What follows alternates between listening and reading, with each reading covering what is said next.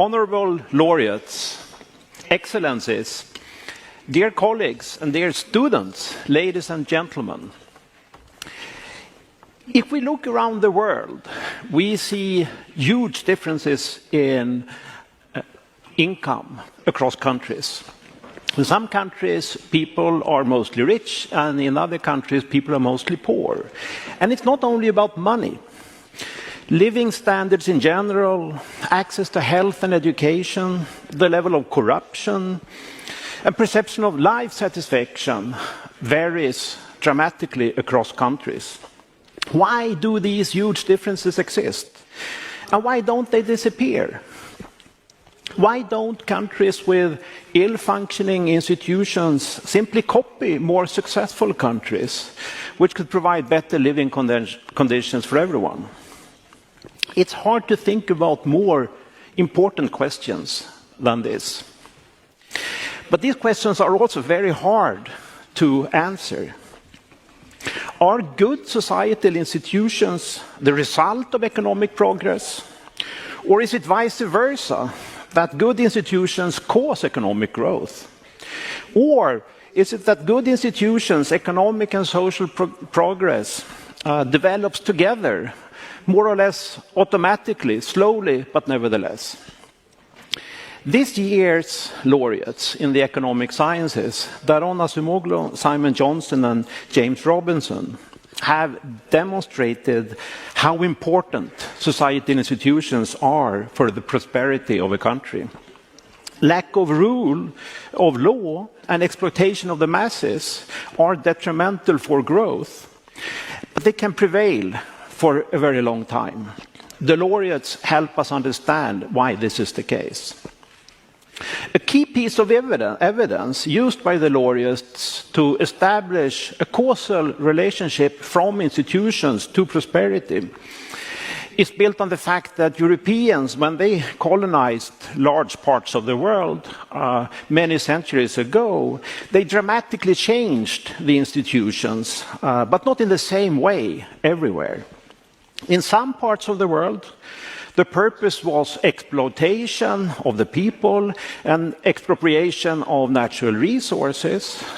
In others, it was the building of new states to the long-run benefits of settlers. The laureates have shown that the consequences of these differences are still highly visible. Those countries where inclusive institutions were built are now rich, much richer, while the ones where exploiting institutions were built are poor. The laureates have explained that such bad institutions provide short-run benefits to a ruling elite. Although the introduction of more inclusive institutions, less exploitation and the rule of law could provide benefits to everyone, the rulers cannot credibly promise not to steal the fruits of these changes later on. Thus, the society can get stuck in a situation with bad institutions, poverty among the masses and the rich elite. But the laureates have also shown that there is hope. Democratization and the building of more inclusive institutions have happened, and they can happen again. So it's a great honor for me to present this year's laureates, and the first lecture will be given by Daron Acemoglu, Institute Professor at the Massachusetts Institute of Technology. Please, Daron, the stage is yours.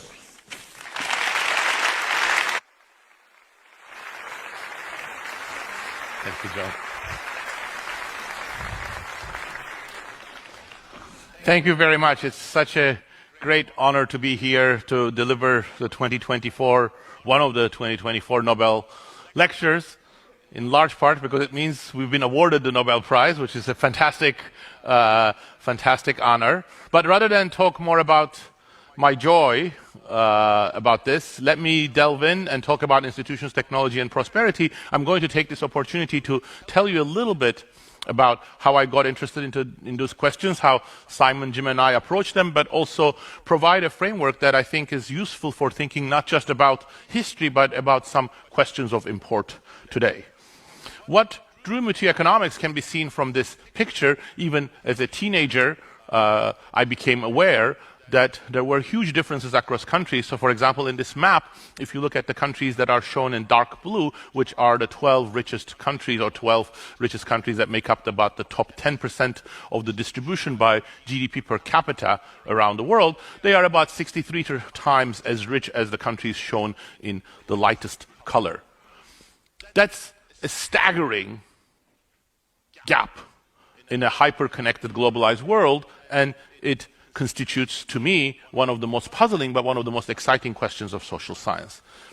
Even as a teenager, I had reason to link this to politics because I was growing up in Turkey when, shortly after the country had undergone a coup and freedoms were suppressed. Soldiers were everywhere, even at the gates of our school, and I came to wonder whether political issues were related to the economic problems that the country was experiencing at the time, such as unemployment, inflation, stagnation, and whether they were related to the issues that I was also observing around the world in my little capacity that I had as a teenager.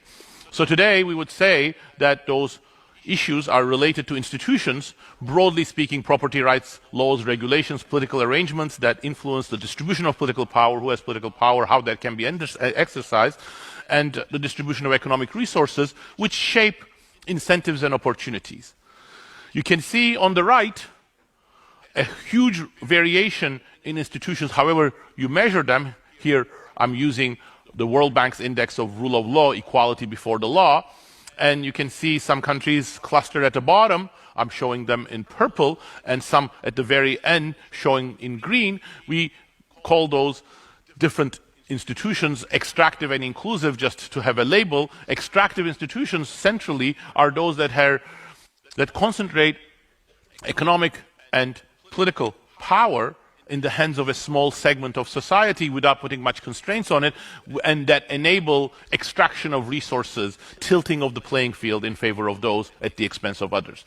Inclusive institutions, so the polar opposite, they distribute economic and political power and opportunities more broadly.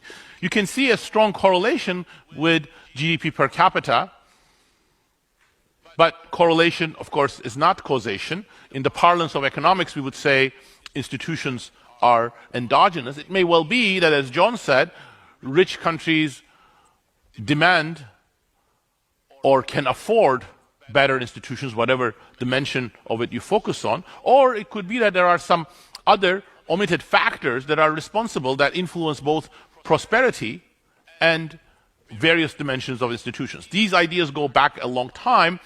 Montesquieu was one of the people who eloquently, although idiosyncratically, identified one version of it, which we later refer to as the geography hypothesis.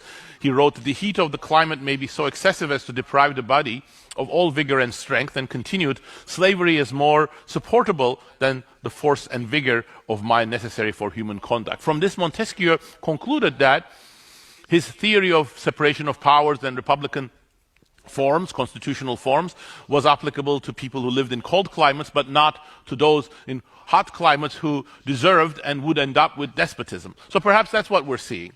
How can we cut through this quagmire? Well, you need institutions, and you need context, and you need theory.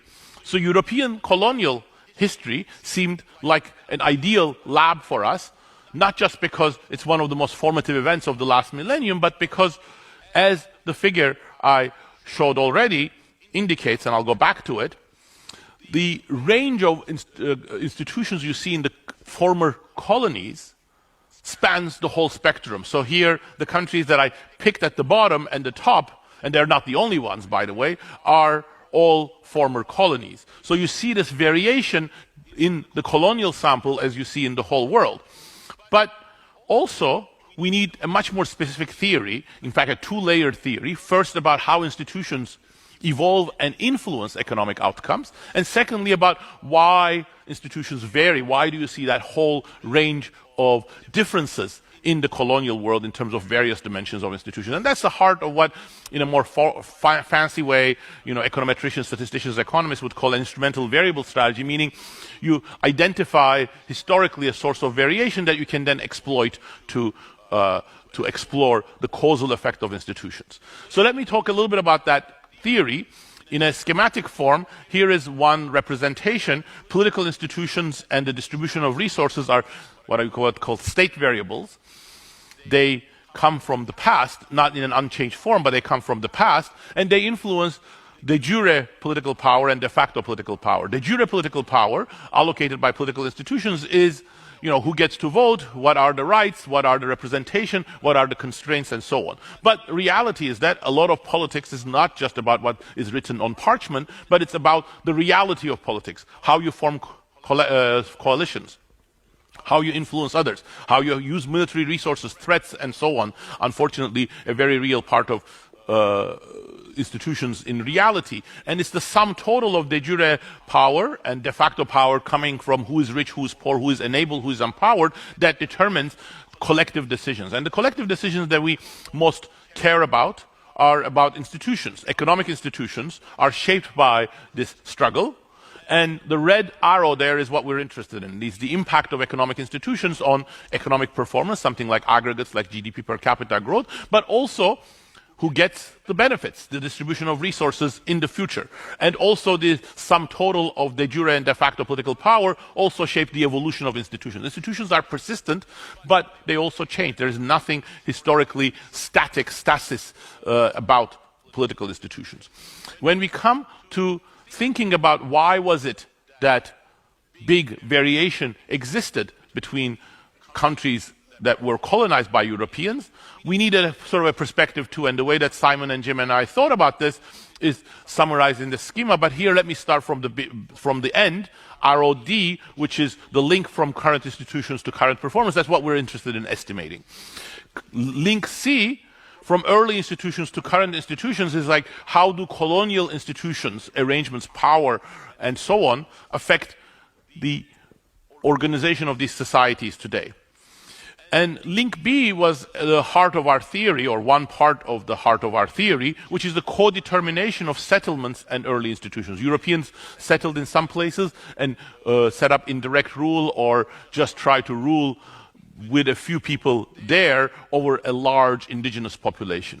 But of course, settlements themselves are determined endogenously. People were more likely to settle in places that offered greater riches. So the approach that we developed was to look for something that would in turn be more exogenous to these dynamics, but still influence these settlements. And that was, of course, the local disease environment. Europeans had almost no immunity to yellow fever, malaria, many gastrointestinal diseases from the semi-tropical areas. So in some places where such diseases were absent, living conditions were more comfortable, healthier than even in Europe.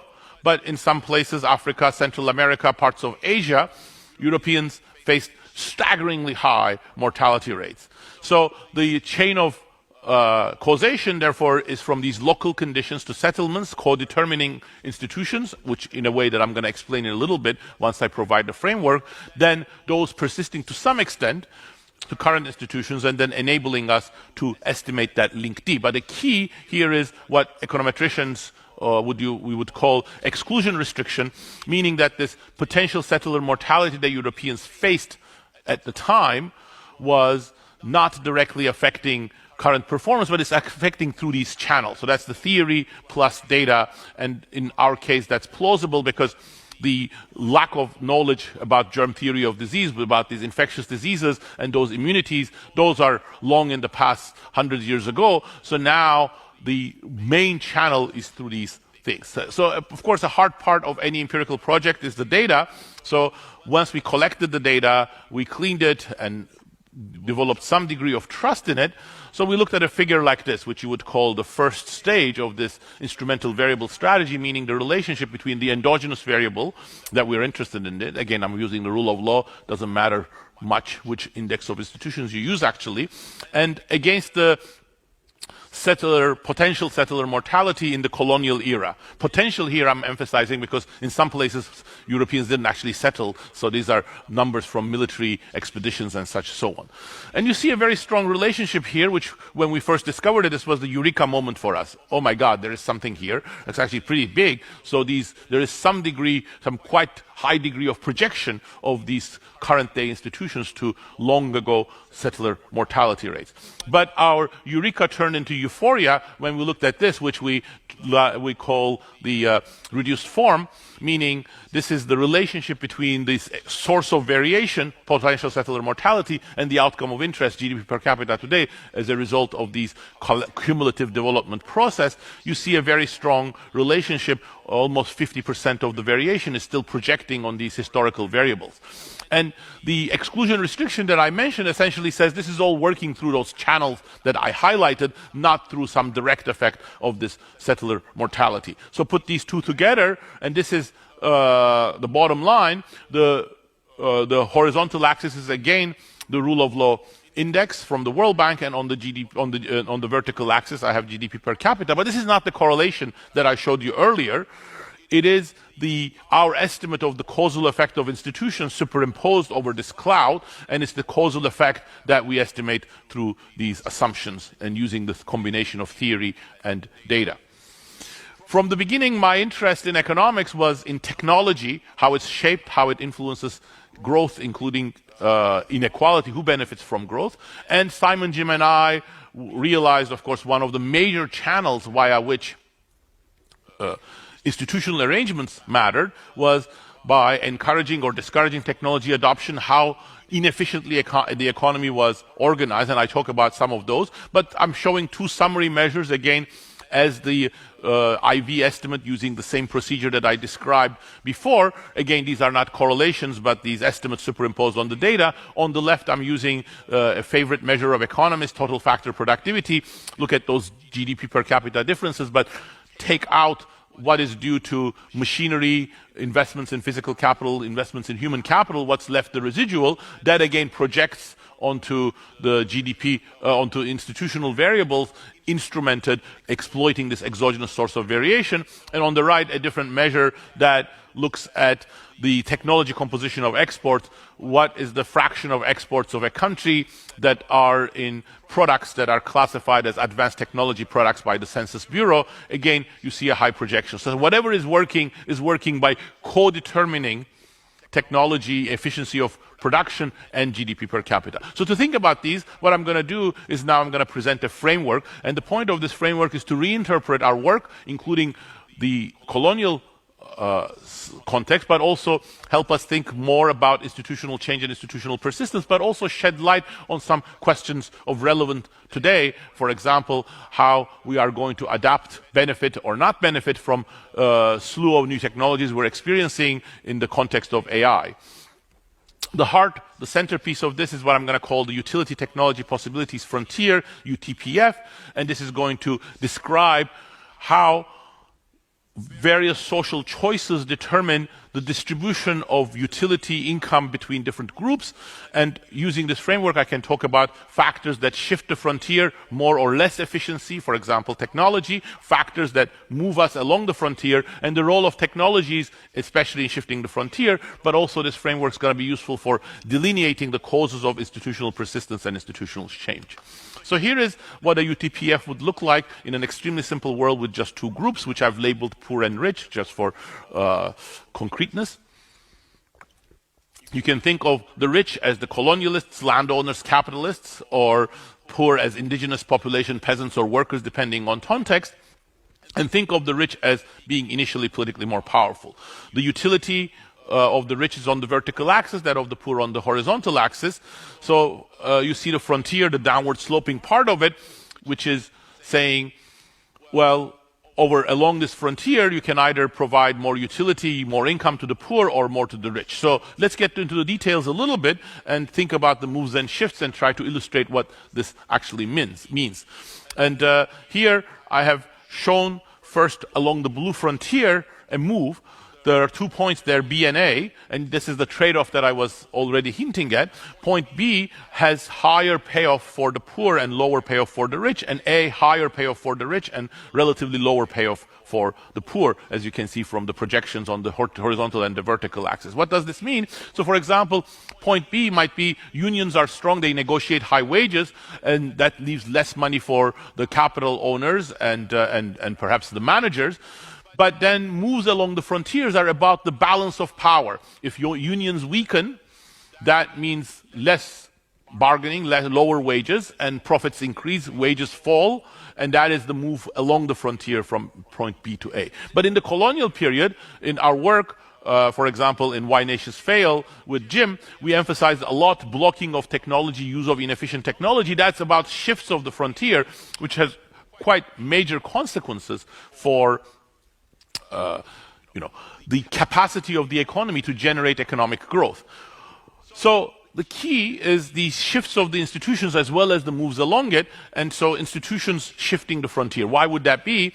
So hold up, that's one potential label you can give to the fact that the politically powerful groups cannot refrain from grabbing, extracting the income of others in the population, which will then discourage investment, innovation, economic participation by these other groups. This is very much about institutions. Why?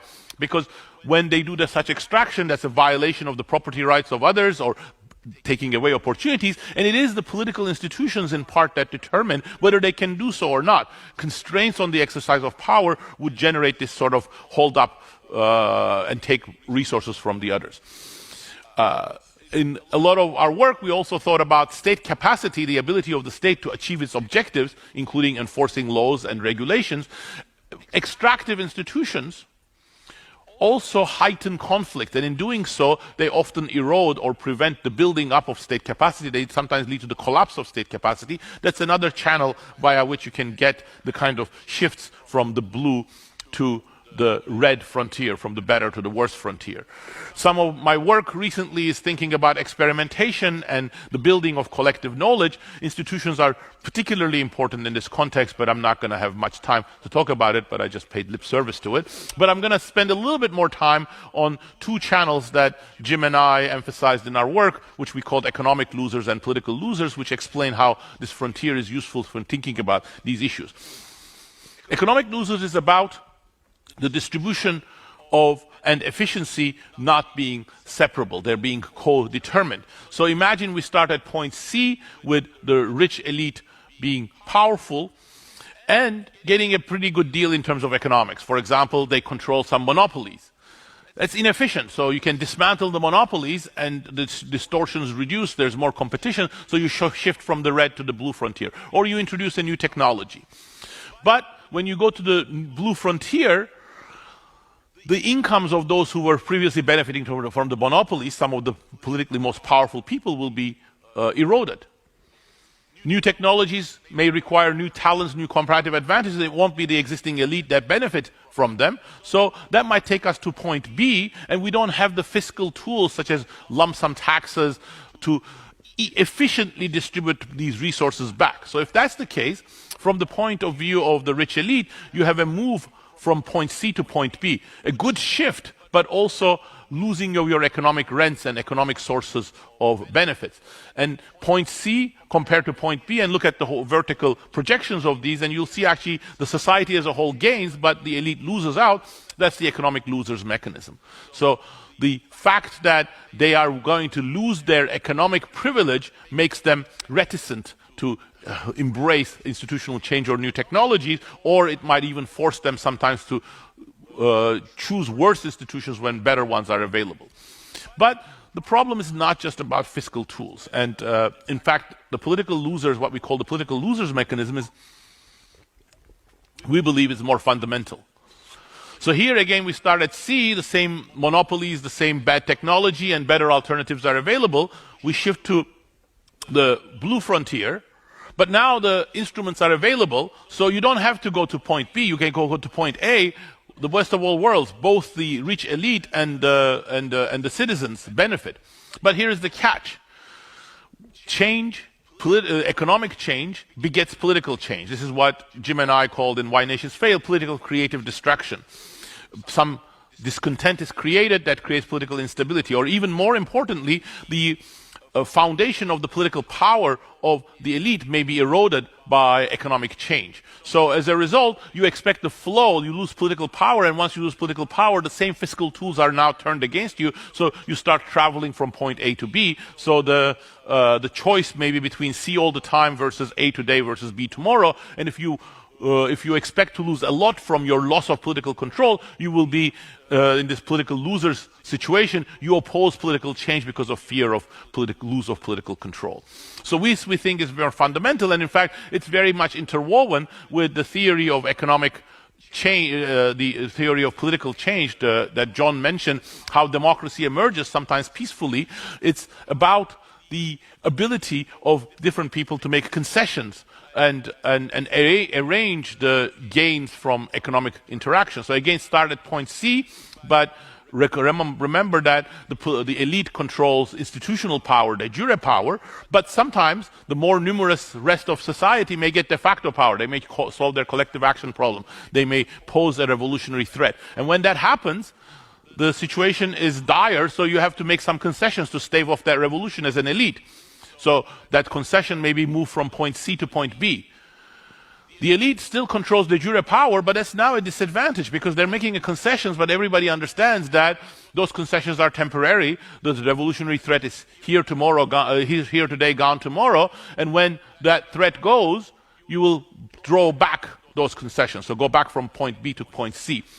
So what do you do with this? So one way of dealing with this situation is to actually change the distribution of de jure power. Institutional change as a commitment to actually making these concessions more durable. So that was the heart of our explanation, and this is what, for example, the British politicians in the context of the First Reform Act, the first major piece of democratic legislation in the 19th century, when Lord Grey introduced to the Parliament, the principle of my reform is to prevent the necessity of revolution. These framework frames the way that we thought about the colonial era as well as others. So let me talk a little bit about the colonial era. Understanding extractive institutions is quite straightforward. Colonial institutions were characterized by a huge imbalance of power, militarily and otherwise, in the hands of the Europeans. But limited fiscal tools for extraction that would be more efficient, so they set up hugely inefficient, hugely repressive monopolies, extractions, coercion systems for labor extraction, and a small elite ruling over a large landmass and large population. Political control was paramount in their minds. So political losers mechanism was central.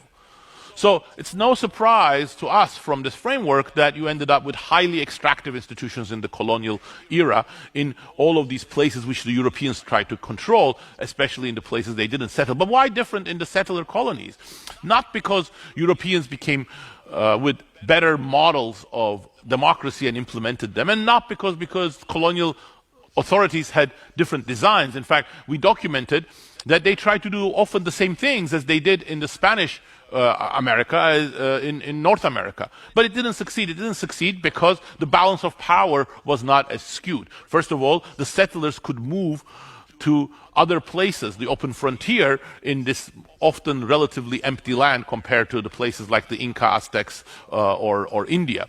But also European colonial authorities were less willing to exact the same violent repression on Europeans as on the native population. So that more balance also meant that often they had to make concessions to the lower strata, which were these indentured servants and so on. You see that in the Jamestown colony in Virginia, Pennsylvania, and Australia. First, more inclusive, a little more inclusive economic institutions, more inclusive political institutions, some legislatures and so on, and that kick-started a very different process. But if I want to talk more about the colonial era and other episodes, another concept that is useful, and I'll introduce that briefly, this is what we called critical junctures, periods of disruption because of demographic change, new economic opportunities, new technologies that create room for both institutional and economic change. And the way that I conceptualize that is something that leads to major divergences from small differences. And so again, look at the frontier. With the red, I'm showing the frontier under extractive institutions. The blue is the shift, the better frontier, when you have more inclusive institutions, but in regular times. But small change becomes much amplified during these critical junctures, so that's why I am drawing in green what the same institutions would achieve during this period of critical juncture. Why? There are no new opportunities. So changes now enable much more beneficial variations in terms of economics, in terms of who runs the firms and who invests and who innovates and so on. But critical junctures are also times of institutional divergence. If you try to increase repression in order to deal with these new opportunities, new instabilities, that's a shift inwards, that's the black frontier. Path-dependent, but also very divergent change is how we try to conceptualize it. And you see, once you do this, new commonalities, for example, between colonialism and the spread of industrialization. In colonialism, it was these small differences that led to huge variations in terms of institutions. Before Europeans arrived, there were differences in terms of institutions, in terms of some civilizations that were pretty elaborate. And there were some income differences in the colonial world. But these small differences became amplified. Why? Some relatively inconsequential things like the local diseases that didn't matter so much for the indigenous population suddenly had a much different meaning in terms of institutional trajectories when Europeans, with their huge power imbalance but their lack of immunities, arrived. Industrialization within the colonial world can be understood in the same way, but let me actually talk about industrialization within Europe, within Asia, within the colonial world. You see these divergences during industrialization, some countries taking advantage of industrial opportunities, railways, new factories, some others resisting them. Why? Well, again, small differences becoming amplified via institutional trajectories diverging, via different reactions to technologies and how that shapes the path of technology. So the France and the Habsburg Empire weren't that different in the 18th century, but differences in the political dynamics make that the political losers mechanism was much more of a concern for the Habsburg dynasty, or as von Gens, a leading lawmaker, put it, we do not desire at all that the great masses shall become well off and independent. How could we rule over them otherwise? So that meant that these new opportunities were met with greater repression and refusal from the Habsburgs, and not so from France or some other countries, institutional divergence, economic divergence. And institutional responses, for example, during the progressive era, the balance of power shifting back and forth between monopolies and not. But what I want to do is to end by applying this framework to our current questions. And there are so many of them, and they're questions that we could think about and reason, perhaps using this framework, perhaps with others. But one that I think is at the back of the minds of many people is about digital technologies, new inequalities, and the age that may be shaped as the age of AI. So again, let me start thinking about this using the red frontier where we were, and imagine we were at a point like B0, where there are relatively high wages, shared period of growth throughout the 3 decades that followed World War II. And for a variety of reasons, balance of power starts shifting, deindustrializations, unions becoming stronger, weaker, and that's a shift from B0 towards B1. Now think of B1 as favoring the capital owners and the professional workers, the highly educated who become the managers at the expense of manual workers. But the key is, again, technology and shifts of the frontier. So for example, in my work with Pascual Restrepo, we have emphasized how you cannot understand the current period without thinking of automation and how technologies have changed. And automation is particularly important because it shifts tasks away from labor, especially manual, low education workers, towards capital. So it's really shifting and tilting the frontier. And that's what I'm showing here with the blue frontier. It's tilting in favor of capital owners and professional workers and against workers. That's one conceptualization of automation. So now the situation is much worse because you're not just moving along the frontier, but the whole shift is against the manual workers. But age of AI is intensifying these trends.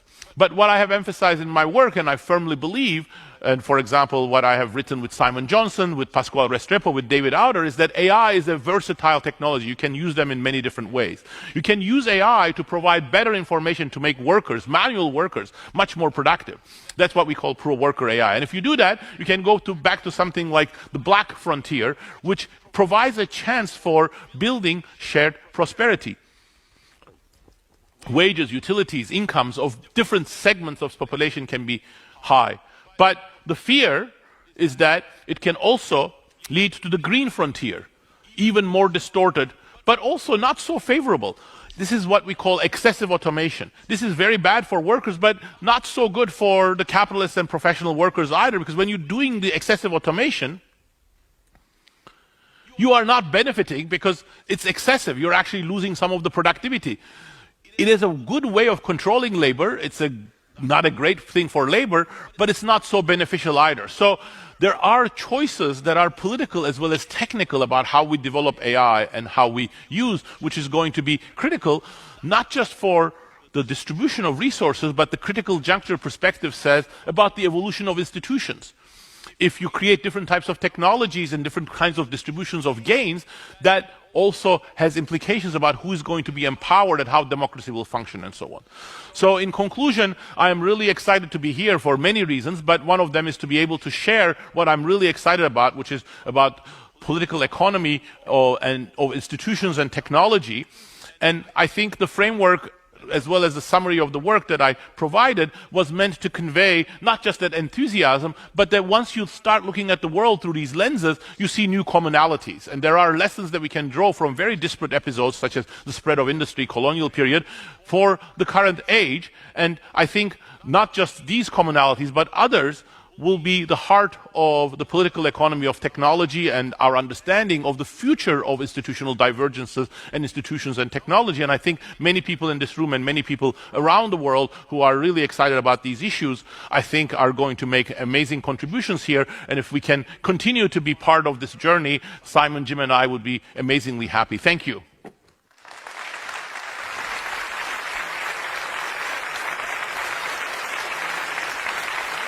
Thank you so much.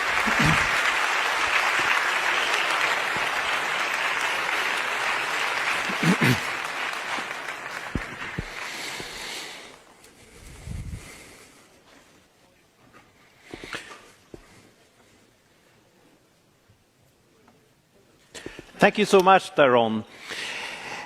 Now for the second lecture, and this is going to be given by the second laureate, Simon Johnson. Simon is the Ronald Kurtz Professor of Entrepreneurship at the MIT Sloan School of Management. The stage is yours, Simon.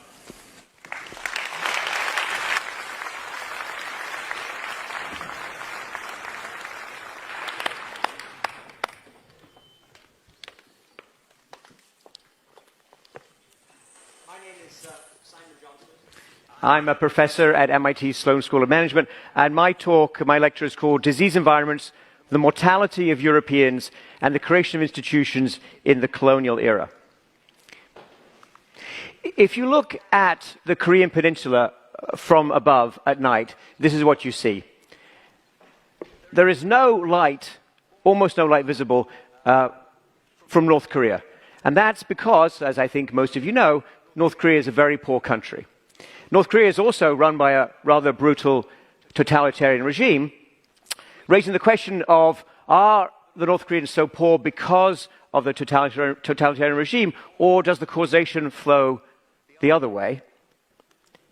And of course, South Korea, a completely different country in terms of its characteristics, a democracy in which a lot of people are included and have rights, is today struggling or arguing intensely about the nature of its democracy and the importance of democracy for prosperity.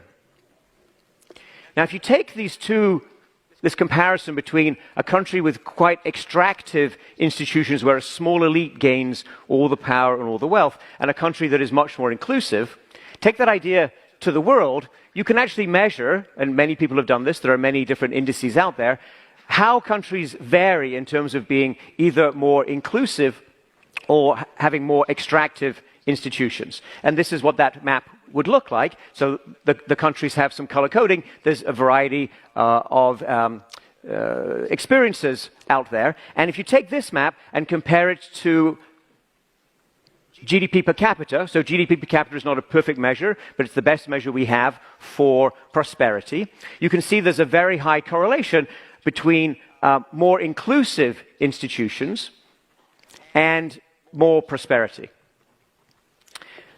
This map shows all the countries of the world, and I've divided them into two colors. The red ones are former European colonies, which is about a little bit over a third of all the countries in the world today, and the blue dots are other countries. So you can see that the former European colonies span, roughly speaking, the entire experience of institutions today, how inclusive they are, and GDP per capita today, how wealthy people are.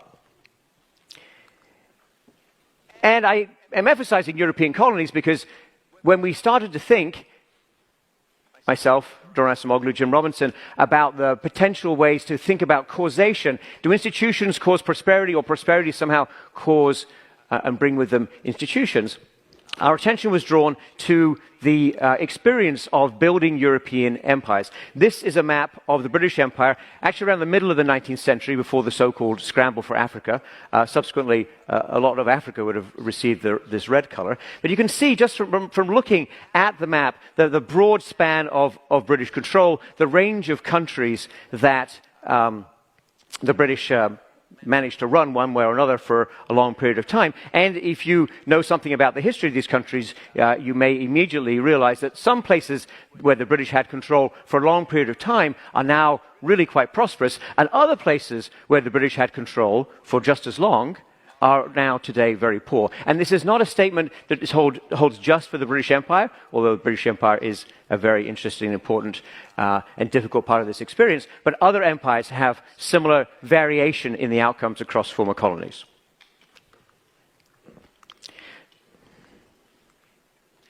So, what's going on here? What explains, or what's the history that led to this kind of experience? And this range of experience? Well, as I think you all know, and you probably learned this at some point in your education, perhaps even in elementary school education, from about 1500, the Europeans, West Europeans, attempted to go almost everywhere in the world. I think traditionally these are called voyages of exploration and discovery, but let's be honest with ourselves today. These were voyages of attempted conquest and exploitation, where the Europeans, who were our ancestors, for many of us, they were avaricious, they were ambitious, they were seeking gold and silver, they were interested in capturing peoples, they wanted to get their hands on land, and they wanted to, in most cases, their initial thought was, let's bring more Europeans with us. Let's try and extend the presence of Europe. And that is actually the tradition of colonization, for example, around the Mediterranean. You set up a colony and you bring people, and with those people, your people, you try to reshape the land that you have established a foothold on or, in your view, captured. But the Europeans very quickly encountered a problem, a very big problem for them, which was infectious disease to which they had essentially no acquired or inherited immunity. Those diseases were primarily yellow fever and malaria. And if you want to look at and to understand the intensity of the experience and the awfulness of what the British and other Europeans ran into in some places, you can think about the attempts to build the Panama Canal in the late 19th century, the attempts that were led by French entrepreneur Ferdinand de Lesseps, who ignored all the warnings about tropical disease. His people were the best engineers in France, and there were many, many brilliant intellectuals and practical engineers on his team, but they had zero understanding of effective public health in a tropical environment. Epidemics of yellow fever swept through his workforce. 20,000 people died, and the entire French attempt to build a Panama Canal in the 1880s and 1890s collapsed because of infectious disease.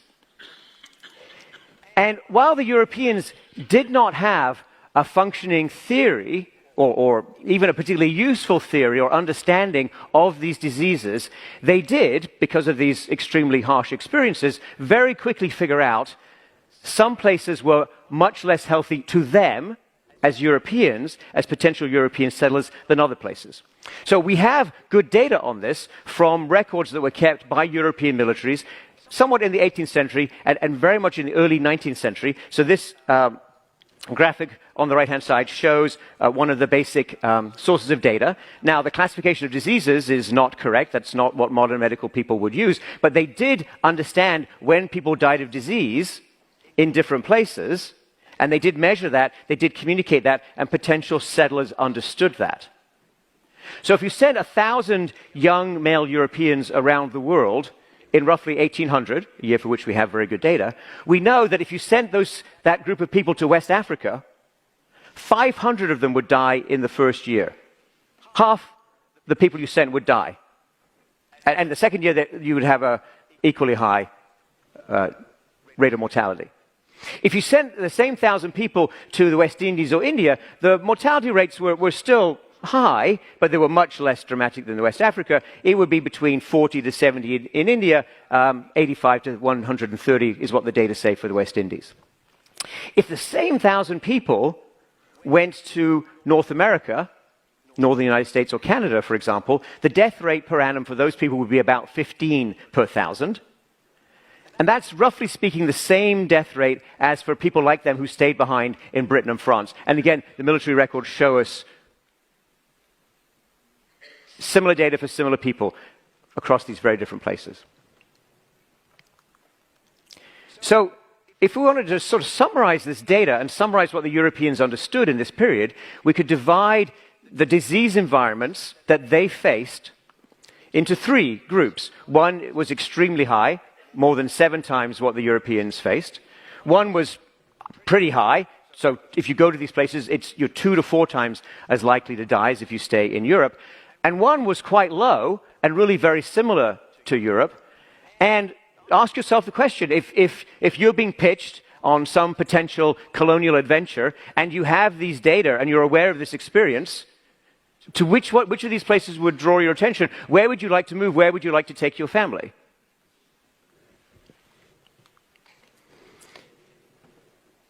So the Europeans understood this, and let me be very clear, and it's super important. We said this very clearly at the beginning of our papers on this topic, and I must reiterate this to you today, that wherever the Europeans went, the outcomes for local indigenous peoples, the people already living there, were incredibly harsh. And I know of no substantial exception to that statement. However, there was a difference between the strategies that were pursued in two sets of countries. In those places where settler mortality was low, where the risk of death from disease was no higher than in Europe, the Europeans established what many people have called settler colonies. So the Europeans came, and they settled, and they tried to bring more Europeans. And how do you bring more Europeans? How do you entice Europeans to come from Europe? You offer them the rule of law, you offer them property rights, you offer them some political voice. That's inclusive institutions. Now, what happens in the other places, the places where you don't want to take your family, the places where Europeans don't want to settle? Did the Europeans leave those places alone? Did they back away entirely? No, of course they didn't. The Europeans were looking for opportunity, advantage, profit everywhere, but they didn't want to go in large numbers. So they established a presence, they found ways to build control, they minimized the number of Europeans on the ground, and they extracted value from the local population in every which way they could, creating what we now call and what we now see around the world as extractive institutions. If you got extractive institutions, you didn't get good outcomes in terms of economic growth subsequently. In fact, the effect of these institutions, this differential impact of institutions, was so dramatic that countries and places that were initially rich relative to the world, when the Europeans showed up, places such as the Inca Empire or much of the Indian subcontinent, these places subsequently became quite poor. The places that have become rich within this sphere of extensive European influence is places, not the indigenous peoples, but places that initially didn't have much by way of resources or much by way of concentrated population that the Europeans could capture. And the key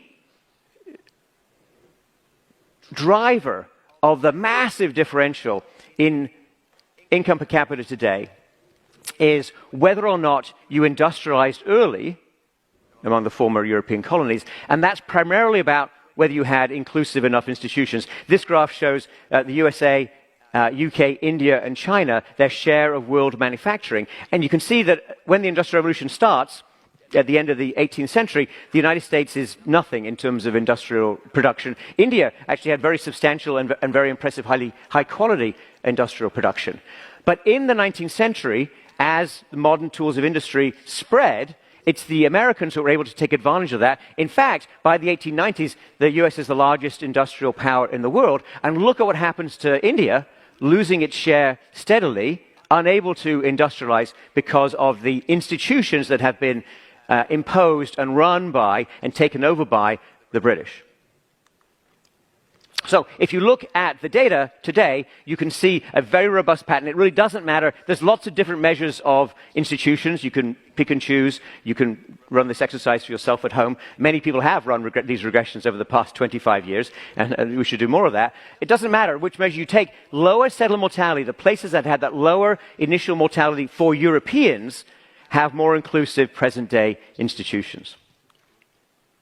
So if you look at the relationship between settler mortality and income per capita today, you get this line. Actually, today's line is the red line, the solid red line here. The line that we originally estimated from our papers published initially in 2001 is the dotted blue line. So to be clear, income per capita around the world does drift upwards over time. That's what you're seeing here. But the regression line, the slope, is almost unchanged, which means that the inequality of the ability of settler mortality to explain differential GDP per capita around the world remains remarkably consistent and soberingly consistent despite all the discussion about institutions, all the attempts to reform, all the rhetoric around institutions we've seen over the past 25 years. This regression result remains quite robust.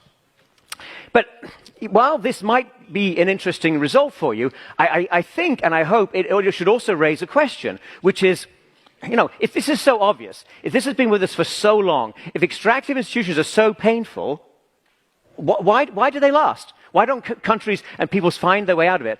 And I really want to have an important shout out here to some of the scholars many of the scholars who've come after us and who have built extremely interesting and I think important work on it helps us understand exactly how extractive institutions have persisted. So I'd like to mention, and these are just three examples, but three wonderful researchers. Lakshmi Iyer has done work on colonial India, identifying that land tenure, the way that land was held, and the rights of people relative to land has turned out to be an incredibly persistent measure or aspect of institutions that has lasted through hundreds of years.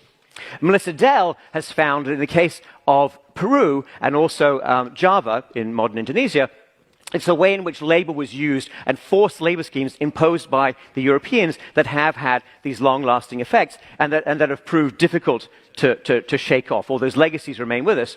And Nathan Nunn has produced this incredibly important and I think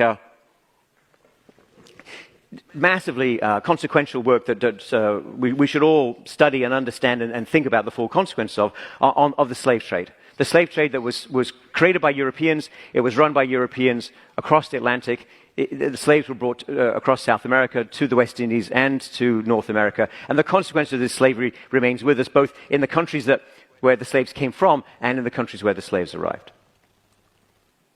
And this historical depth of knowledge is important, I think, in part because the 20th century had many amazing achievements and if you like, medical miracles, which you might think should have changed everything. For example, this lack of knowledge about yellow fever and malaria, which was a huge deficiency in human understanding, it was fixed by scientists at the end of the 19th century. In fact, Ronald Ross, who had a couple of the most important ideas that helped precisely pin down how mosquitoes transmit malaria, Ronald Ross made those breakthroughs in 1897 as an obscure doctor working in India and some other places. In 1902, he was recognized with a second ever Nobel Prize for Physiology or Medicine.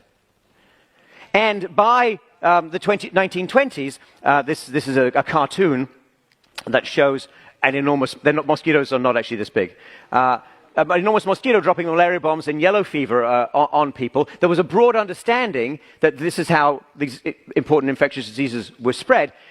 Sadly, this knowledge was not converted into completely accessible public health until the 1940s, so that we should ponder that gap between the Nobel Prize and actually making the technology available to people around the world. It took far too long. But by the 1940s, there were sustained and well-designed public health campaigns to reduce the transmission and where possible eradicate malaria and yellow fever. And the success of these measures in terms of life expectancy, including in quite poor countries, was remarkable. So on the left here, you can see life expectancy at birth, and these are across a range of different countries in terms of their initial incomes per capita. And you can see the poorer countries converging up to the level of the richer countries. In the right, you can see, however, that the same was not experienced in terms of GDP per capita. So in the 20th century, everyone has access to not the same medicine, obviously, not the same healthcare, but to key breakthroughs in public health. That helps a lot of people, but it doesn't transform their economies. It doesn't lead to convergence in world GDP per capita. In fact, the distribution, the inequality of GDP per capita we have today in 2024 is roughly the same as what we had 120 years ago. It was the 19th century and industrialization that was decisive, not the 20th century, for that distribution of income. And here's the reason. And I understand this is an uncomfortable story for many people, and I understand there are facts here that many people, including people in power around the world today, would rather not confront. But this is what's in the data. Actually, these are data that our colleagues in Gothenburg at the VDEM team collect. I think this is some of the very best data that we have that shows what happened to institutions over time. So I'm just putting 3 countries on this slide. Not to pick on anyone, but they are illustrative. The United States is the green line at the top. That was a low settled mortality place. The blue line is India. That was a medium settled mortality place. The British ruled it, in our view, in a way that was primarily extractive. And at the bottom is Nigeria, which again was under British control and had extremely extractive colonial experience. And if I take my 3 settled mortality groups that I showed you about a few moments ago, low settled mortality, medium, and extreme, or high and extreme settled mortality, you see the same pattern. That the institutions that you had in 1900, and you can go back earlier in a slightly more fragmented way with the VDEM data, for example, these institutions, they change from year to year. There is crisis, there's a coup, there's political volatility, sure, but there's path dependence. There's a legacy. There's a shadow of colonialism, and that shadow depends on whether that shadow is entirely malevolent or somewhat good for some people, depends on exactly how the Europeans ruled you. Now, we did spend, we were grateful to have been awarded the prize for work we did 25 years ago. It feels good. But we haven't been entirely idle over the past 25 years. We've attempted to pursue these issues across a variety of dimensions, including understanding what it means for economic policy, ways in which you can actually improve institutions or deliver on better economic growth. We've also dug more into the history of institutions, including outside the colonial experience. So the colonial experience and these papers were intended to get at causation in a clean way, in a way that you could see the data, in a way you could understand the causation. But we also looked at the French Revolution. We've also looked at the expansion of Western Europe, the way in which some of the better institutions in the world, including in Western Europe, some of the ways that those were developed.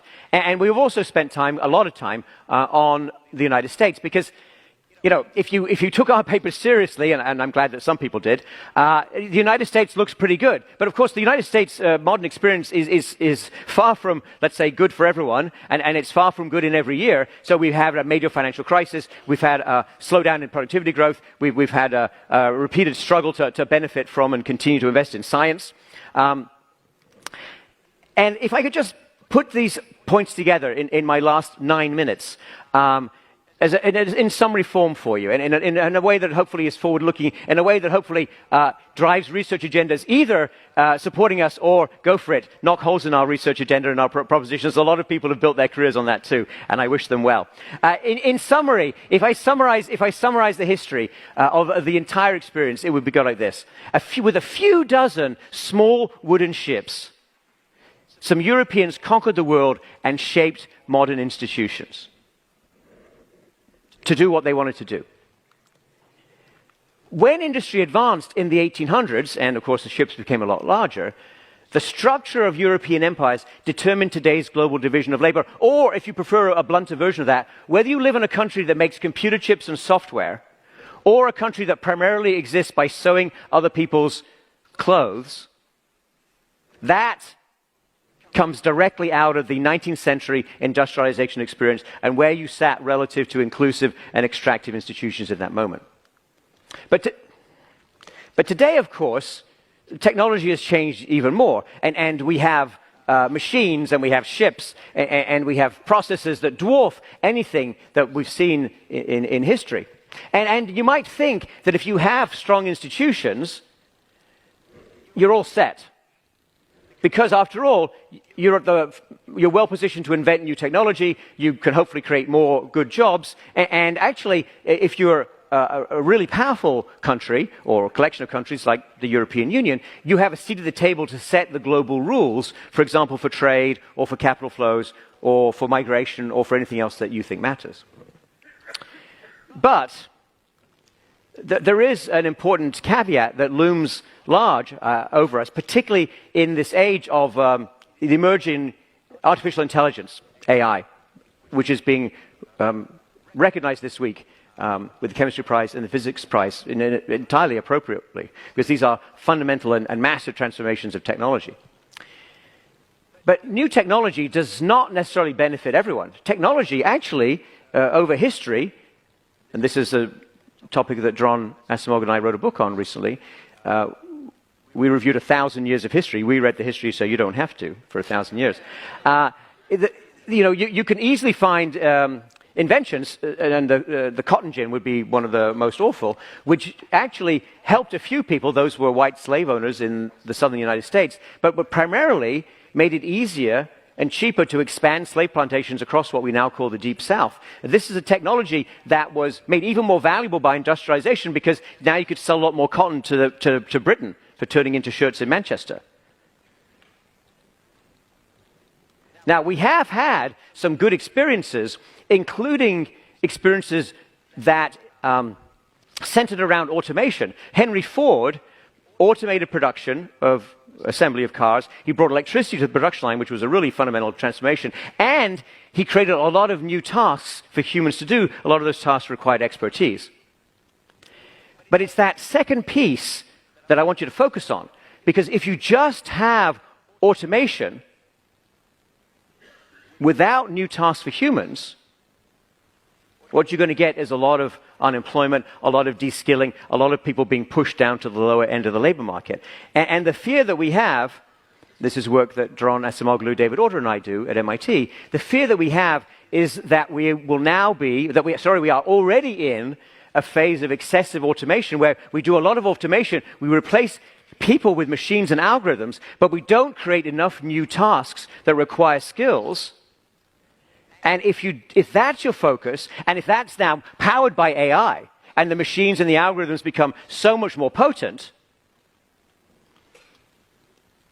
then the consequences of this industrial revolution are going to be much more unequalizing and much worse for more people, including in the United States, including in Western Europe. And what will the consequences, the spillover costs, whatever you want to call them, be for lower income countries, or countries with more extractive institutions, or countries where ordinary people have less political voice? It's a good question. You should work on it. I don't think it's going to be good. So what should we do? Dron and I work in an engineering school. In an engineering school, certainly a school like MIT, you look for solutions. The attitude of MIT when we won the Nobel Prize was, that's fantastic, what are you going to do now? And that's the right attitude, if you ask me. And so what we do is the following. Dron and David Order and I have a center that works on, it's called Shaping the Future of Work, and we're focused on understanding and trying to help promote and develop what we call pro-worker AI, which means artificial intelligence being developed in ways that will help boost the productivity and the pay and the status of people who did not go to 4 years of college. We're also, of course, focused on and emphasizing how the rapid aging of the global total population is going to create new issues and new problems that need to be confronted from this dimension. I personally would like to take some of the lessons I learned from COVID, which was an absolute and complete disaster, but yet we have the scientific knowledge, we have incredible human capital, we have brilliant people like Michael Minner, who had fundamental and important insights into what public health needed early in the pandemic, some of which we use in our work, many of which were ignored by policymakers. We need to do much better. We need to remember that gap between Ronald Ross's Nobel Prize and better health being available to the world. There's no way that 40-year lag should be acceptable to any of us. Now, improving people's health is not enough. It's necessary but not sufficient. You also need to move the ball on economics, on an economic growth, in a sustainable manner, in a way that respects the planet, in a way that understands climate change. So these are difficult problems. Work on them. And use the brilliant technology being highlighted this week. So when there was a fantastic event for Nobel Prize winners in Washington, D.C. a couple of weeks ago, which I attended, with the chemistry, with John Jumper from chemistry and the biology winners. And I saw John Jumper explain how AlphaFold will transform biological research, how it will enable... I started to interact with the biology winners and pitch them on how it will transform biological research and help creation of new therapies and new drugs. And I understood nothing at all about the technical conversation, but I can tell you, buy AlphaFold. No, I'm not giving advice on buying and selling stocks. I'm telling you there's a technology that is going to transform the world, and you saw it here this morning, not in this talk. It was a little bit earlier. So go review the tape. And I think we should harness this incredible energy behind AI and the capital that's being deployed and the investments that are being made to productive purposes, to purposes that help people. You know, a lot of times economists talk about the law of unintended consequences. Well, John Gruber and I wrote a book called Jumpstarting America, which I characterize as being about intended consequences. You make 0% of the shots you don't take. If you don't take the shot on goal, you don't score goals. You need more science. You need science for a public purpose. You need to understand and think about the lives you're going to improve. Yes, you should worry about unintended consequences, sure. But if you don't aim to break through and to share the benefits of that and to put money back into communities from that science, you're not going to have the political support for the funding you want. You're not going to have... the status you want for science. You're not going to have enough young people going into science. We need to redouble our efforts across all those dimensions. And finally, it turns out, and you should know this, because you should all aspire to win a Nobel Prize. I'm quite serious. When you win a Nobel Prize, you will learn, as I learned, that you're invited to donate one artifact to the Nobel Prize Museum. And I gave them my grandfather's passport. My grandfather's name is Cyril Dadswell. He was a metallurgist. He had a PhD in metallurgy at a very young age. He ran a big steel mill in Sheffield.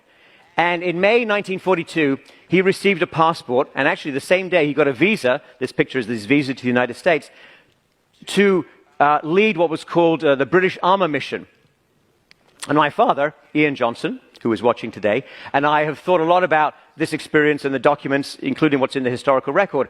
And we are quite convinced that Cyril Dadswell did not travel from Britain to the United States in order to learn from the Americans.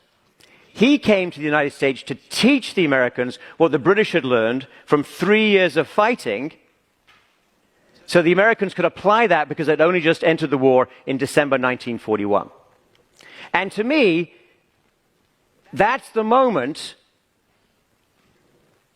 when technological and scientific leadership and technological leadership transferred from Europe to the United States. Before 1940, the United States won very few Nobel Prizes in the sciences. Some immigrants did get them, but very few American-born scientists. After 1945, the United States has dominated these prizes, including this week.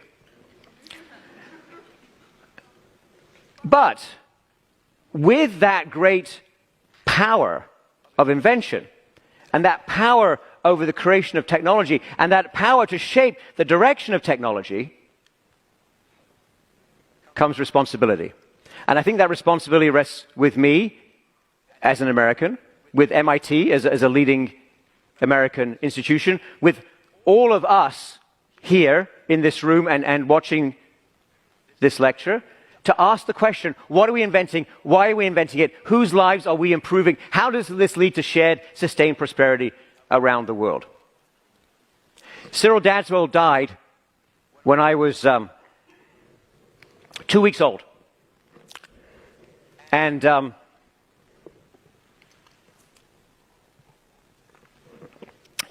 his life story was always told to me by my mother, his daughter.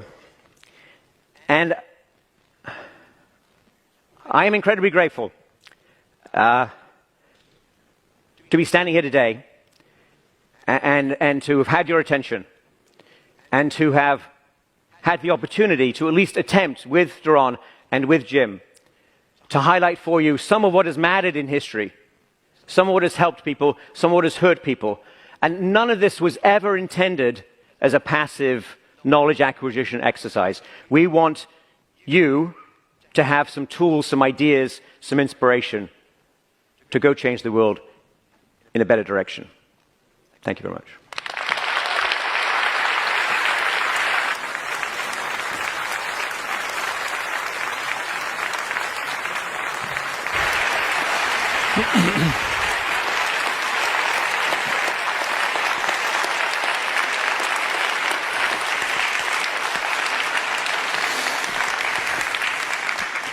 Thank you so much, Simon. I can assure you that we have noted that you haven't been idle for the last 20 years. And we have also noted that your work has inspired so many other people so that they have not been sitting idle. And that's, of course, a key reason for the prize that you have achieved. So now for the final lecture, it's going to be given by our third laureate, James Robinson, who is a university professor at the Harris School of Public Policy and at the Department of Political Science at the University of Chicago. Please, James.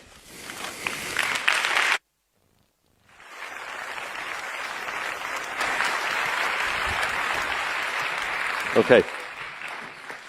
Great. Thank you very much. Thanks very much. Thank you. I was going to say thank you for inviting me, but I'm not quite... I'm not quite sure that's appropriate. Anyway, very honoured and happy to be here, and a little distressed to go last after what you just saw. But let me have a crack at it anyway. Here's my noble lecture. It's called "Path Towards the Periphery," and you'll see by the end, hopefully, what that's about. Oops. Okay. And so I'm not going to repeat what Simon and Daron have talked about the evidence that we try to provide on the importance of institutions for comparative economic development and comparative economic growth. But what I do want to focus my comments on and the ideas is to talk about what are these institutions, what do they mean, and where do they come from? And I think that's particularly important for the people in societies, who are poor and would like to do something about those institutions. How do you change those institutions? How do you do it? And of course, it's also very important for us as outsiders wanting to help people in poor countries. How do we engage in a constructive way with people in poor countries? How do we help them improve their institutions? And I think, as Simon and Daron both mentioned, we measured institutions in different ways in different pieces of our research. And I'm just going to focus on one of those measures of institutional quality and sort of put pressure on what it means. Okay? And this is actually a figure that you've already seen today, which is the relationship between the rule of law and income per capita. So what the evidence suggests, what the evidence we provided suggests, is that countries with a much better rule of law do better economically than countries without the rule of law. Okay? So I think we all have a kind of intuitive feeling of what the rule of law, intuitive understanding of what the rule of law is.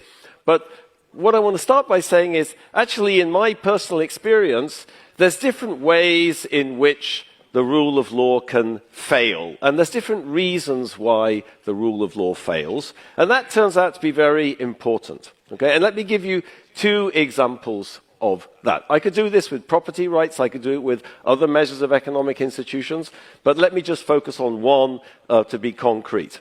Okay? So that's the argument. All right. So let me give you, here's my first example, which comes from China, or you could say classical Chinese philosophy. Here's an aphorism from Confucius's Analects, okay, which is relevant for thinking about why the rule of law fails. The Duke of Shi said to Confucius, "Among my people there is one called Upright Gong. When his father stole a sheep, he reported him to the authorities." Confucius replied, "Among my people, those who we consider upright are different from this. Fathers cover up for their sons, sons cover up for their fathers." So here, Confucius seems to be defending favoritism towards your family rather than something we would associate with the rule of law. Okay? Your first loyalty is to your family, not to some abstract rule of law. So here's a failure of the rule of law, and I'm going to argue that conceptually this is extremely different from another example, which I take from Colombia.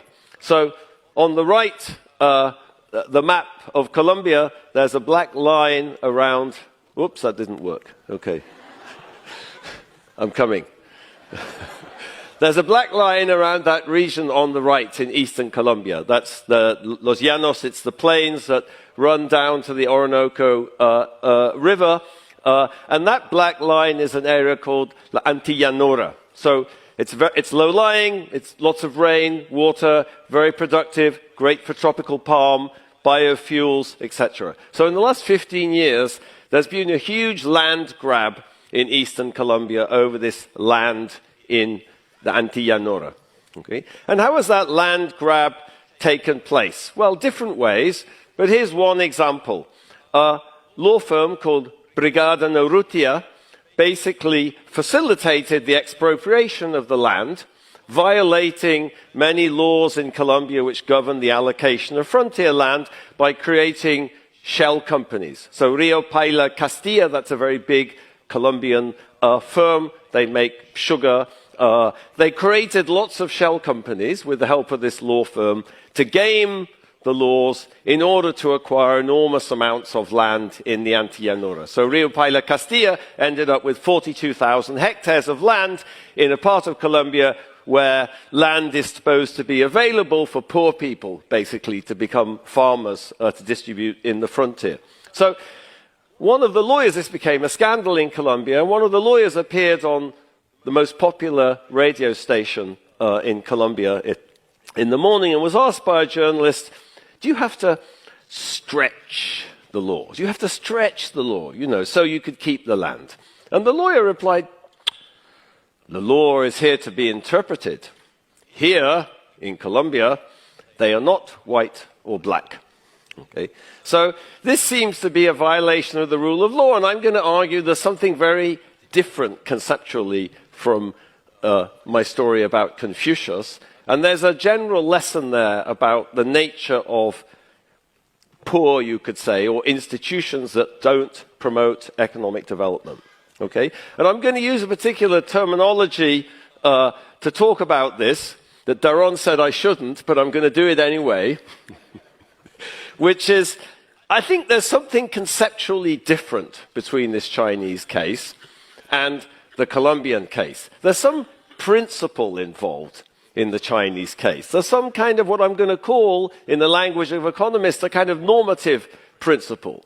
There's a sort of, it ought to be like this. Fathers ought to look after their sons. Sons ought to look after their fathers. So there's some principle involved. So I'm going to call that, there's a kind of normative order in this Confucian case, sort of underpinning what we might call the absence of the rule of law. Okay? But no principle like that seems to be involved in the Colombian case. In the Colombian case, it just seems to be naked self-interest, basically. If I can get away with it, let's grab the land. You know, if I can't get away with it, okay, fine. There's no principle involved. It's just naked self-interest. Okay? I want to ask the question, since I spend a lot of time in Colombia, since my wife is Colombian, is there a normative order in Colombia? I just argued that it's very hard to sort of think about that example as something as being justified by any principles. And I think the answer is yes, there is, but the equilibrium in society mostly is not consistent with that order, meaning an order exists, but people are playing a different equilibrium. I illustrate that just with a bit of research that I've done recently about social norms in Colombia. If you ever hung out in Colombia, you get struck as an outsider by many perverse social norms. And one perverse social norm in Colombia, which was highlighted by this gentleman here on the right in the costume of super citizen, that's the C. He's the former mayor of Bogota, Antanas Mocus. So he used to go around as super citizen. And one thing super citizen did was fight against perverse social norms like no sea sapo. So no sea sapo means don't be a toad, literally. And it's used to correct people who try to stop bad behavior. So let's say I see someone cutting a red light or stealing something or behaving in a socially inappropriate way. I could say, hey, stop doing that. Don't do that. You shouldn't do that. What would happen if I did that? They'd turn around and call me sapo. Don't be a sapo. You're being a sapo. Mind your own business, none of your business, okay? So Antanas Mocus had a campaign against, said, let's be sapos. It's good to be sapos. It's good to correct socially inappropriate behavior. So what we found in our research, this is research with Leopoldo Ferguson and Jose Alberto Guerra, two colleagues of mine in the University of the Andes in Bogota, what we found is that when you play a game, an experimental game, and you allow people to appeal to this sapo norm, the majority of Colombians believe that if you correct me, I'll call you a sapo. But what's striking is that a vast majority, 80% of people in our data, actually think that's socially inappropriate. They think it's going to happen, but they think it's bad that it happens. So there's a disjunction between the normative order, which is what you think is socially appropriate, and what actually happens, which is, yeah, sure, they'll call you a sapo if you tell on them.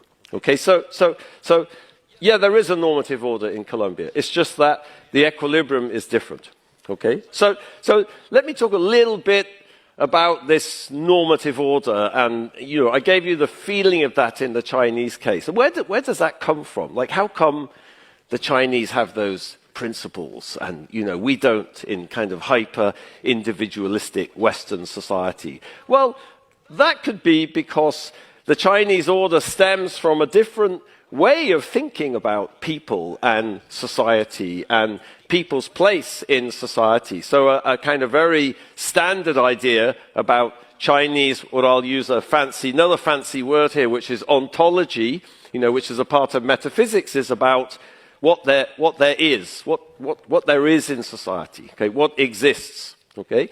And the traditional view amongst philosophers would be, well, in Chinese society, they don't think in this very hyper-individualistic way. People that see themselves in the context of relationships and communities. You don't think of yourself as distinct from your family. You're all part of the same thing. It's kind of unimaginable to think of yourself as an individual disconnected from your family. And you could think of that as being the sort of foundations for that normative principle that Confucius outlined.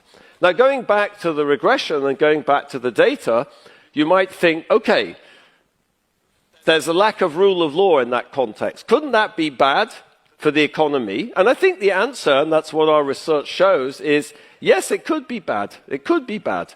It could be bad for the economy. That there are trade-offs in that context. Okay? It's bad for the economy in the Colombian case.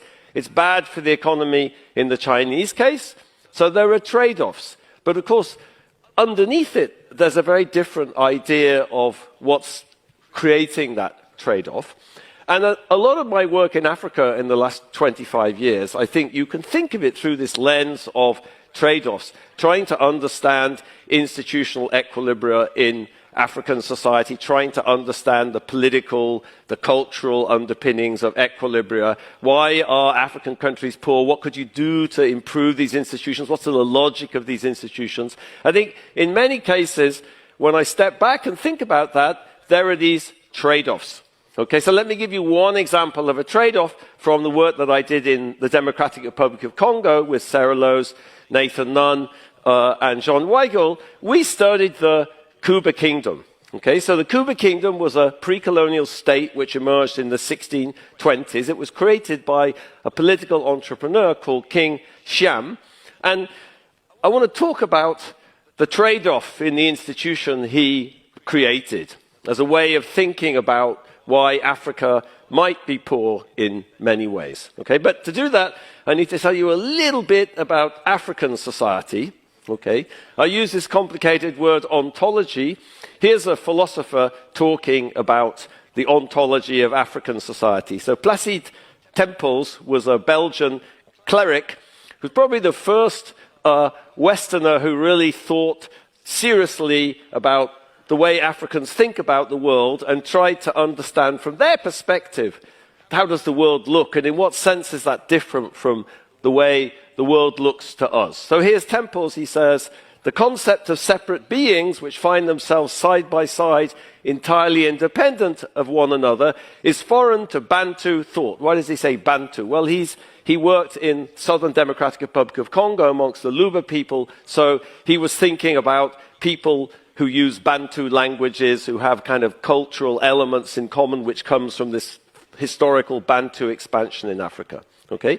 The Bantu hold that creative beings preserve a bond one with another, an intimate ontological relationship. Okay? So the concept of separate beings is foreign to Bantu thought. It's similar to Chinese people thinking of themselves in terms of relationships and collectivities. Okay? And I think it's very important in understanding African society to understand that kind of worldview, you could say, and how it's institutionalized through kinship groups, through clans, and through this notion of wealth in people, that the most fundamental thing is people. Okay? And I always like to illustrate that with a board game. I don't know if the chemists were talking about board games this morning. They seem very keen on board games. But here's a board game which is common in Congo, all over Africa. This is an example from the British Museum. It's from Ghana, where they call this game Wari. In Congo, it's called Mancala. And without going into details, you take the cowrie shells, you distribute the cowrie shells. There's two players. And each player has a base, one on the left, one on the right. And the objective is you move the cowrie shells and you capture the cowrie shells of the other player and you put them in your base. Okay? So let me point out a few things about this and contrast it to chess. So first of all, the cowrie shells are all the same. And the objective of the game is to capture the cowrie shells of the other person and bring them into your team. Okay? You accumulate them and you bring them into your team. Think about chess. Chess, you have a hierarchy. There's the king and the queen and the bishops and the knights and the pawns. And your objective is to obliterate the other team, kill them, knock them off the board, and capture their territory. Okay? So I always think the difference between Mancala and chess is a beautiful metaphor for the difference between African society and Eurasian society. You don't want to kill people and knock them off the board. You want to bring them into your team because people are valuable and there's wealth in people. So let me go back to the Kuba Kingdom. Here's King Siam. This is a statue of King Siam. It's called an Ndop. And the person who formed the Kuba Kingdom in the 1620s, he's sitting in front of a Mancala board. That's his emblem. The great historian Jan van Sina called it his emblem. Okay, why is he sitting in front of a Mancala board? Okay, because it symbolizes the social contract that built the state in the 17th century. He said, okay, I'm building a state, I'm building a centralized political institution, but I'm doing it in a way which is consistent with the fundamental normative order in society, which is symbolized by the Mancala board. Okay, so this was a particular sort of state. Okay? It was a state which incorporated this principle. What does that mean institutionally? What does it mean in practice? It means that kinship groups and clans were merged with the state. That's what anthropologists call a segmentary state. Okay? In Western society, following the tradition of Max Weber, we think that when you build a state, you get rid of the kinship, you get rid of family, no, you don't. You merge it all together. Okay? So, did that cause trade-offs? Sure. Political science is full of discussions of trade-offs. I want to talk about a particular trade-off that we discovered in our work in Congo, which is related to the rule of law. So, when King Sham did this, it was a very ambivalent event. Okay? And the ambivalence of this is actually recorded in the oral history. So in the oral history of the formation of the Kuba kingdom, King Sham, first of all, has to make himself head of a clans. Okay? He was forming the clans into a state and merging them. He had to become head of a clan. How did he do that? Well, there was already a head of a clan. He had to kind of overtake this chap. How did he do that? Well, that person who was head of the clan had to anoint him. So he hid under a rubbish dump. The head of the clan walked past, saw the rubbish, he spat on the rubbish. King Sham was anointed. Then there was a competition. They all had to get a hammer. They were going to throw the hammers into this lake, and whoever's hammer floated was going to be the person who could bring the kingdom together. What did King Sham do? He cheated. He got some balsa wood, he put some foil on top. Everyone else had an iron hammer. They threw the hammers sunk, his floated. So the oral history records King Sham formed a kingdom, but he cheated. Now that's very different from British political history. I don't know about Swedish political history. And it symbolizes the ambivalence that people felt towards this creation of this institution that could have threatened the fundamental normative order of society. And what we found in our research is that Kuba people are actually much less committed to abstract rule of law than other people, as a legacy, in my interpretation, as a legacy of this ambivalent creation of an institution. Okay, so there's a normative order there. The Kuba kingdom might not be like modern Britain, but there's a logic to the way it was constructed which reflects the principles of African society. Okay? Now, that's not to say that African societies are trapped into poverty by their normative orders. In fact, the world changes, normative orders changes, and in fact, it's obvious, and this is some work that Daron and I have been doing for the last few years, that any society has multiple normative orders, even if one of them might be hegemonic at a particular time. There's different ways of thinking about the organization. There's different ways of rationalizing things. There's different arguments you can use. Okay? And in fact, if you look at the emergence of economic growth, whether it be in Britain since 1688, after the Glorious Revolution, that we studied in our work on Atlantic trade with Simon, that we studied in our book, Why Nations Fail, you see a lot of what's going on there is actually a reorganization of the normative order. It's a kind of reorganization of the principles that justify particular institutions and particular ways of doing things. Okay? And what I'm going to show you is it's actually the case in Africa, successes in Africa, contemporary successes in Africa. Those too are based on reorganizing their normative orders. Okay? So, let me tell you a little bit about the Glorious Revolution. Okay? So, I've been telling this story a lot in the last couple of months, but the first day Daron and I met, which was probably about March 1992, I don't remember the exact date, and we didn't have mobile phones in those days, so I can't recover it. The first thing we talked about 20 minutes after my job talk, unsuccessful job talk, had many of those. The first thing we talked about 20 minutes after my unsuccessful job talk, was a paper by North and Weingast, Barry Weingast and Doug North, on the implications of the Glorious Revolution in 1688. We walked out of the old St. Clement's building at the London School of Economics, and he looked at me and he said, "Have you read this paper by North and Weingast?" And I had, it turned out. So we've since then done a lot of research, and with Simon, on these political transitions that took place in early modern Western Europe, and tried to understand the connection to institutional change and economic growth. Okay? And what's interesting at the time of the Glorious Revolution was there were multiple normative orders. So if I just think about the political sphere, there were different ideas about legitimate political authority. There was James II, who was in power, who was kicked out of England by the Glorious Revolution, who had a model of the divine right of kings. James II claimed he had inherited legitimacy and the throne from God, and he didn't have to be accountable to anybody. On the other hand, there was a completely different normative order, popular sovereignty, where people said, no, that's not right at all. Okay? If you read John Locke's two treatises of government, Locke spends the entire first treatise basically trying to demolish the idea that anyone got any authority to rule Britain from God. Okay? So having cleared that out of the way, he moves on to what does popular sovereignty look like, and what does the organization based on popular sovereignty look like? So those two normative orders, sort of justifications for how society and how political authority should be organized, they contested each other.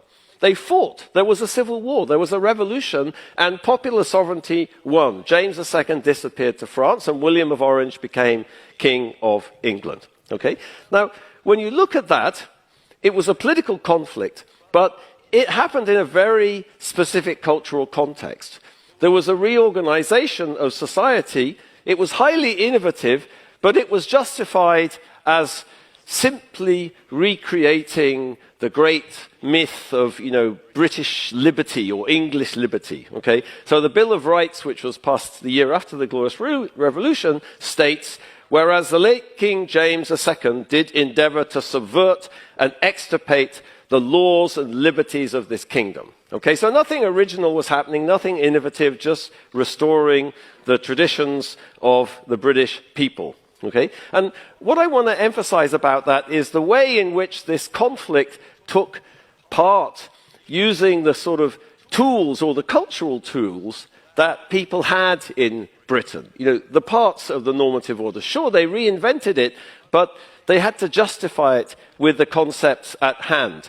I think you see that in lots of these instances. Even Confucius, for example, if you read Confucius, you read the Analects, you see that Confucius specifically says he's not proposing anything new. He's just trying to recreate the proper way that society should be governed, which goes back to the Zhou emperors. The Meiji Restoration, okay? Another tectonic institutional change in 19th century Japan, faced with the threat of European colonialism and annexation, was a radical change in institutions, but it was made out as just a simple restoration of the monarchy back to its true position. So using the sort of cultural tools that the Japanese had to reinvent their society, to reinvent their normative order. Okay? And I think when I look at these examples, when we have studied these examples of successful countries in the world, countries that have changed their institutions and moved out of poverty, as Simon was saying, I think they have a lot of this flavor. So the first country I worked in kind of seriously in sub-Saharan Africa 25 years ago was in Botswana. The three of us wrote an early paper trying to understand the paradox of Botswana, because at the time we wrote that paper, Botswana was actually the fastest growing economy in the world for the previous 30 years. Not South Korea, this is the late 1990s, not Singapore, not China, Botswana. Okay? So we tried to understand how could a country in sub-Saharan Africa be the world's most successful economy over the previous 30 years. And I think what we discovered is that Swana political elites in the 1960s had brilliantly reinvented many of the traditional institutions and got them to work in the context of a post-colonial nation state. And let me just mention one, which is the hotla. So the hotla is the sort of traditional meeting place, council place of the Swana peoples, okay? And here's a photograph from a Norwegian anthropologist at the University of Bergen called Ornulf Gulbrandsen from a recent book of his.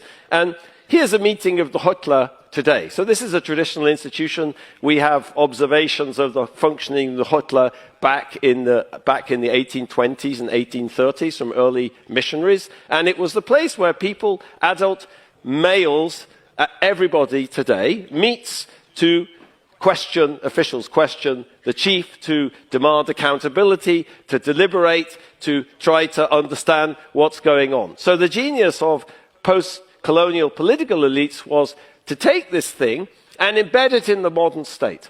Okay? When they built the capital of Gaborone in the early 1960s, it was in land, British had never governed what was then Bechuana land from the colony itself. They governed it from South Africa. They had to build a capital city. When they built the capital city, they built Hotlas. This is the more traditional one. But who's that chap standing up there with a suit? Okay? That's a civil servant. What's he doing? He's up there being questioned, being interrogated, justifying the policy. What are we doing? So they took this institution and they reinvented it in this post-colonial state, and they changed many other things too. Okay? Another of my favorite example that I've been studying for the last few years is Somaliland. Okay, so Somaliland is the former British protectorate of Somalia in the north of the country of Somalia. So when Somalia became a nation in the 1960s, it merged. I won't start talking about that process because it's highly contested in Somalia and Somaliland. But let me just say, since 1991, Somaliland has basically been an independent, autonomous country, and it's reinvented itself. Okay? It reinvented itself. It innovated new institutions in its own cultural context. Give you one example from the Borama conference 31 years ago, where clan elders met and they built state institutions. They designed state institutions from scratch. How did that work? It worked representing clans. So the Senate in Somaliland today, called the Guti, represents 82 clan elders. Okay? So of course, I don't want to say this is all consensual. I talked about the Glorious Revolution. That was a political conflict. So these cases are more consensual, but obviously the world doesn't change in a necessarily consensual way. And of course, one of the most difficult problems that the post-colonial world faces today is there may be many, many, many normative orders in a country like Nigeria. Here's two of the local normative orders in two places I worked, in Umuchese and Leja in eastern Nigeria. And here's a quote from Chinua Achebe, the great Igbo writer. The owner of the village, the owner was the village, and the village had a mind. It could say no to sacrilege.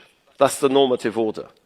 But in the affairs of the nation, there was no owner, and the laws of the village became powerless. Meaning at the local level, there is a normative order. There is a reason. There is a legitimate way things work. But how do you aggregate that to the national level? Okay? I'm not sure I have time to talk about this figure. But let me just say, I started to motivate this by asking, how do poor countries with poor institutions, like the weak rule of law, poor property rights, different sorts of property rights, how do they improve those institutions? I think the main point I'm trying to get across here is we need to unpack the logic of those institutions. We need to understand how institutions fit into the local society, fit into people's understanding of the local society, fit into their ontologies, their worldviews. And I think that means the nature of the problem to improve institutions is very different. The nature of the problem to improve institutions in Colombia is very different from the nature of the problem in many parts of Africa, where there is a normative order in Somaliland, in Botswana, at a local level in Nigeria. But that order needs to be scaled up, maybe. It could be in Somaliland or Botswana. Much harder to do that in Nigeria. And maybe it needs to be reinvented too. But that's okay. that just has to happen in a legitimate local context. And I note here, I didn't talk much about politics, but these are all very deeply political problems. And my last slide, I promise. Okay, I think I'm on minus something. What is this talk? You know, path towards the periphery. I gave a practice talk to some PhD students at Chicago, and they said, "What is that about? Like, couldn't you get a better title than that? It's completely obscure."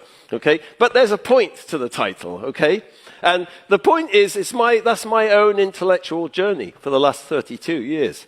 The path towards the periphery. It's trying to engage with poor countries, try to understand their institutions on their own terms. How do people think about it? How do they think about the problem? How do you solve those problems? Okay, and I think I've come to kind of unlearn many of the perspectives I had in the past. And I think, you know, if I could make one plea, Simon was giving orders about what you should be doing research on. But so if I could, you know, get my oar in the pond or whatever the right analogy is, you know, I would say this is a call for us for some kind of humility and just some kind of grasping how exciting the world is and all the variation in the world. And, you know, we're not all the same. We're different. Humans created many different types of societies in different parts of the world. And yes, some of them are poor and some of them are rich, and that's a very compelling problem, especially for people in poor countries. But what we do about that depends a lot on how we understand those institutions.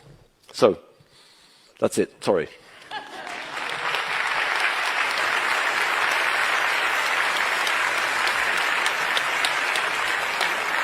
Oh. Thank you so much, Jim. And thanks to Daron and Simon. Please come up.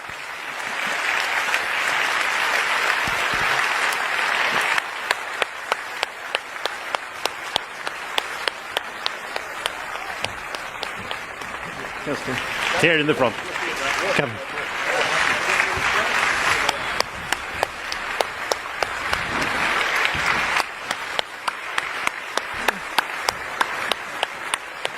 Thank you so much for a fascinating and inspiring 3 lectures. It's been a wonderful afternoon here, I'm sure, for all of us. And I'm so glad also that you really have demonstrated the width and the broadness of the area that we call the economic sciences. So thank you so much.